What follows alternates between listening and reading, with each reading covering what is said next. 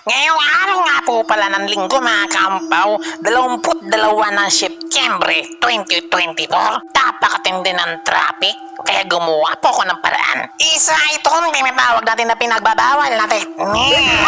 Pero mga kaampaw, take note ha, hindi ito ang teknik na nagmula sa angkan ng mga utya.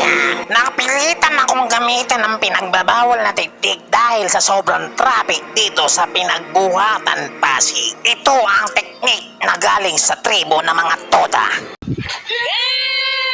One eternity later. Siksikan kayo sa Pasig? Siksikan kayo sa Pasig? Ito ako ngayon. Walang pa-traffic. Dito sa Barangay Ibayo, Tipas. Smooth ang biyahe. Okay na ba? Bahay ng pinagbuhatan. Ay, hindi pala. Papunta pala tayo ng pinagbuhatan ferry. Pwede ba ilayo mo sa akin to?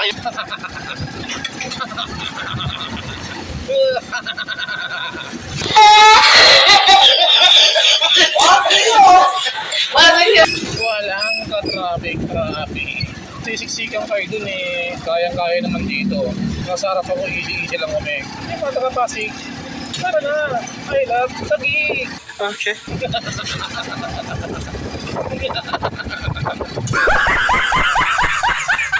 Okay, yan na po. Palabas na po kami ngayon. Yan na po. Nakapakabilis po ng biyahe dito. What? Easy lang biyahe. Walang ka-traffic. Mali at pinasukan ko. Ay? Buti hindi ako nahuli. Hiyari ako ngayon. May AMDA pala doon. Tigsay tayo dyan. Patay. Hiyari. Pumasok tayo sa Taguig.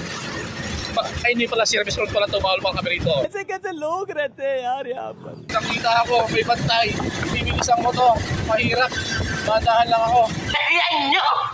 Okay, mission pass. Alright. Hindi tayo nahuli ngayon. Buti na lang. Ito ang napakabilis na ruta. Pero pag nagkamali ka, huli ka. Kagaya ko, nagkamali ako pero hindi ako nahuli. Gunggong! Marinig kita sa mukha eh! Kasi wala namang may bantay siguro. Hindi lang ako nakakita. Kahit talaga ito mga kaumpaw. Dumaan tayo nga sa C6 Service Road. Nag-indikutan natin.